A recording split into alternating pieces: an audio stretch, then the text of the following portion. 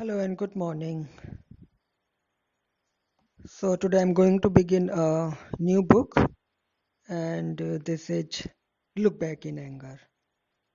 It's a play basically, and it is written by John Osborne.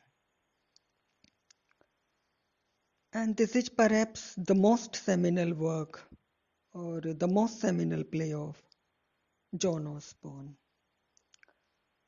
If you go through the drama, you'll find that there is nothing new in the play. And it's a play where you can find an overflow of anger, hatred, and irritation. See, there are two characters only in the whole range of English literature with whom you can identify yourselves absolutely.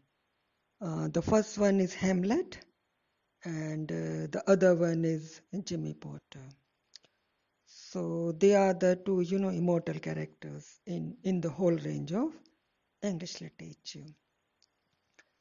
I know very well that you love Hamlet, and I'm sure that uh, you would also like, Jimmy Potter, who is the protagonist of this play. Either you will love him or you will hate him. So he's a different type of character, and he's a product of the modern society. I mean, the 20th century British society. Fine. So, as I have told you that there is nothing new in the play, it basically deals with the day-to-day conflicts between a husband and his wife. And for a moment, you can feel that this is not the story of Look Back in Anger. You can feel that this is the story of your own household, right? And the play deals with the anger of the husband and the silence of the wife. And it shows how this silence is used like a weapon against the husband. I mean, this wife, she uses this silence just like a weapon against her husband. Fine. Actually, the husband wants reaction, but in place of reaction, he finds silence, and it irritates him. It irritates him beyond the limitations, and he looks back at his wife in anger. Fine. So it's family drama where you can find emotions, you can find conflicts, you can find anger, you can find hatred, and you can find some prejudices also. Right. Now, how the play came into entity, I'm just going to talk about it. See, in the summer of 1955, the English Stage Company in London, it issued a newspaper advertisement. And in this advertisement, it invited new plays by some young playwrights. Now, in response to this advertisement, John Osborne sent the manuscript of his play, and this was Look Back in Anger. Now, at this time, I mean, when he sent the manuscript of this play to this company, at this time he was a 26-year-old small-time actor and a backstage manager. Now, this was his first play as a solo author. I mean, before it, he had written two more plays, but they were written in collaboration. And these two plays are number one, The Devil Inside Him, and he wrote it in collaboration with Stella Linden. She was basically, she was his passion at one time, love passion at one time. And the other play is Personal Enemy, and he wrote it in collaboration with Anthony Craigton. And Anthony was, he was a friend to John Osborne. Fine. Anyways, Now, Osborne was mentally prepared for another disappointment. Why? Because earlier also he had sent the play to several theatres. I mean, he had sent the manuscript of this play to several theatres and several companies, but it was rejected from everywhere. So this time also he was mentally ready for another disappointment. But it came like a surprise to him when, the manuscript was accepted by George Devine.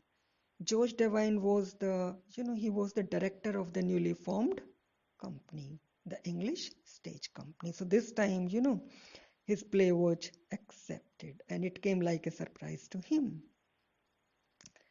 Then the play was originally produced at London's Royal Court Theatre.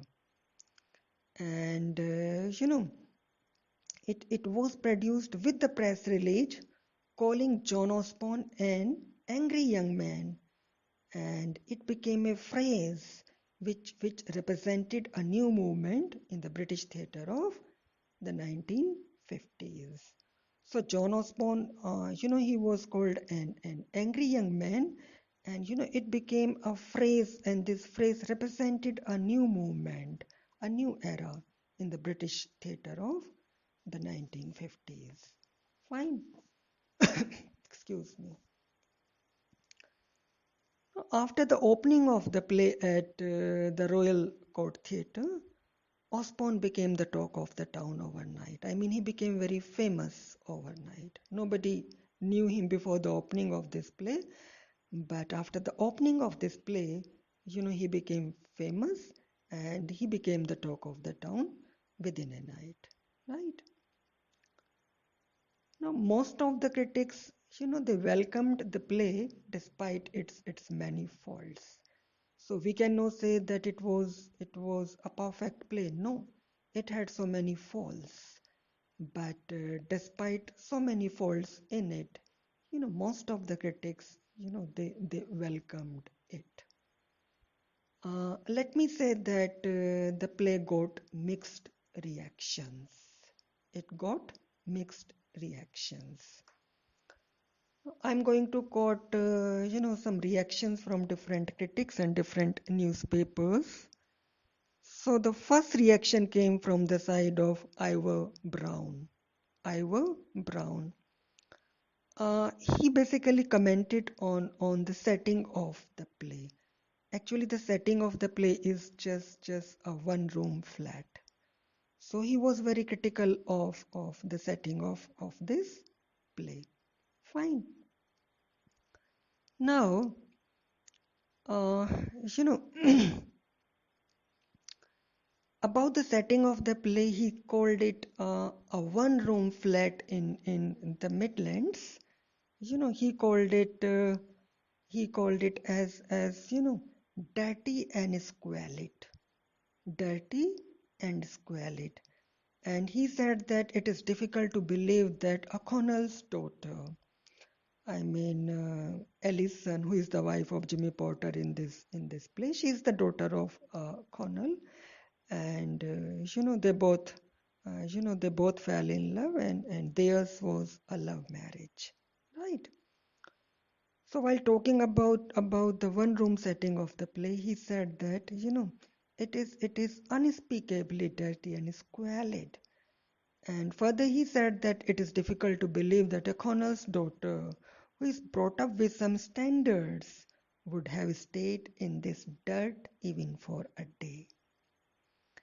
And further, he said that, I'm quoting his words, he said, I quote, I felt angry because it wasted my time. So he felt angry because he felt that the play wasted his time. Right. But on the other hand, Kenneth Tynan, he's another critic, Kenneth Tynan. He wrote that I'm again quoting his original words. He said that I could not love anyone who did not wish to see look back in anger. So these are the words of Kenneth Tynan. I repeat, he said that I could not love anyone who did not wish to see look back in anger, right? And he made some more comments. At one point, he said that this look back in anger is the first totally original play of the new generation. So he called it the first totally original play of the new generation. Fine. He made some more comments. So I'm quoting some more comments given by Kenneth Tynan. At one point of time, he called it the best young play of the decade. The best young play of the decade, right? And at one point, he called it a minor miracle. A minor miracle.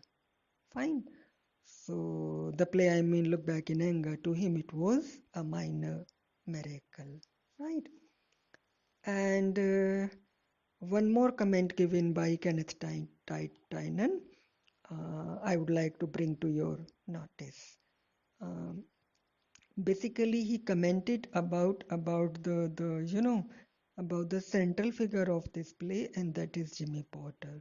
So about him, he said that he is the completest young pup in literature since Hamlet.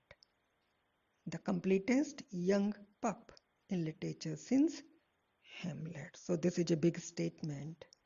So after Hamlet, this Jimmy Potter, he's the completest young pup in literature, right? So these are some of the comments given by Kenneth Tynan, right? Then the Daily Express, I mean the newspaper, it also commented about the play, and it said, again I'm quoting the words of the Daily Express. It said that the play is intense, it is angry, it is feverish, it is undisciplined, and it is even crazy, but it is young, young, and young. Right. So you can feel that the word young is being used frequently. Basically, it affected the young people of the British society. And that's why, the word young has been used quite frequently or recurrently, in the comments of most of the newspapers. Right. Then there is one more critic, and that is Arnold Wesker. Arnold Wesker. He commented on John Osborne, and he said that with this play, John Osborne opened the doors of theaters for the succeeding generations. I mean, he opened a kind of gate to the succeeding generations. Getting my point? Then we can include one or two more critics and their comments. The other critic is, Michael Radcliffe. Michael Radcliffe. So Michael Radcliffe said that, again I'm quoting the words of Michael Radcliffe, I quote, it would be hard to exaggerate the emotional importance of Look Back in Anger to anyone growing up and facing the world. Fine. It means anyone who is growing up and who is facing the world, this someone cannot ignore the emotional importance of, Look Back in Anger. Right? Then Radcliffe further said that it moved me so much. It means the performance of the play. It moved me so much that tears streamed down my face, and half the time I could not even see the bloody play.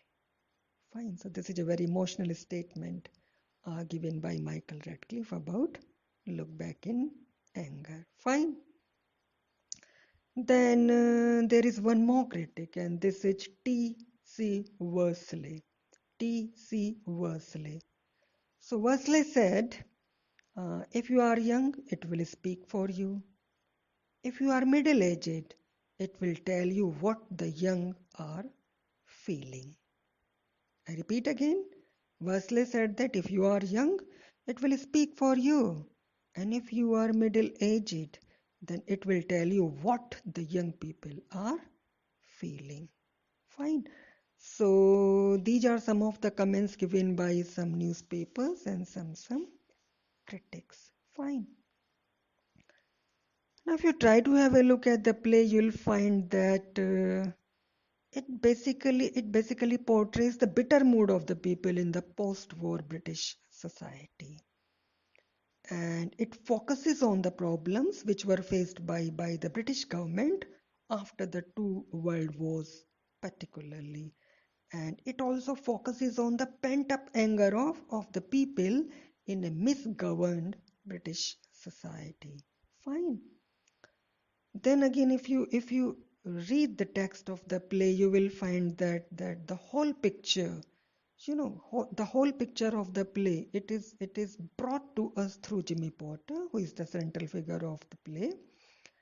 And you will find that Jimmy is a representative of the post-war British society and the working class society as well. And you will notice that he is a born revolutionary, and he is dissatisfied with almost everything around him. He is dissatisfied with the society. He is dissatisfied with the legal system, with the socio-political system, with the educational system, with the environment, with his wife, with his friend, and he is dissatisfied with himself.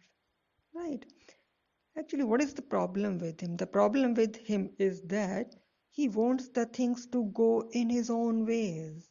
And when the things go, in a different way, he looks back at them in anger. And in a way, I very strongly feel that he is the most helpless creature who is irritated with almost everything around him. Fine. Then, as I have told you, that the play was, it was a great success after its opening. And, with the first show, John Osborne became the talk of the town overnight. And he was also hailed as a new voice of the English drama. Right. Now, the success of the play, it opened up new vistas for various other representations of contemporary life by new dramatists. Fine. And it gave fresh dose of energy to the theater, to the English theater, and to the playwrights. Right. And I feel that while sending the manuscript of this play to George Devine, I mean the director of the English Stage Company in London, Osborne would have never imagined of such a great success of the drama. But with this look back in anger, John Osborne is supposed to have single-handedly changed the course of the post-war British drama. Fine. So this is something about the origin of the play, how it came into entity, and I have given you some idea about the play. I mean, what the play is about. There is nothing new in it, and it's a family drama basically. And in it, the main focus is that of trivial conflicts between a husband and his wife, and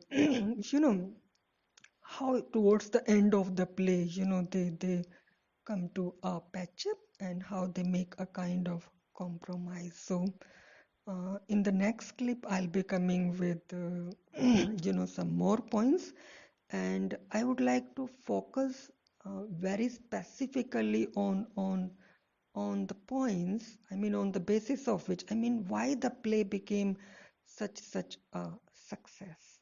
What is there in it that it became so successful, and John Osborne became the talk of the town overnight, right? So with these ideas, I'll be coming in the next clip. Thank you and good day, and try to go through the text of the play.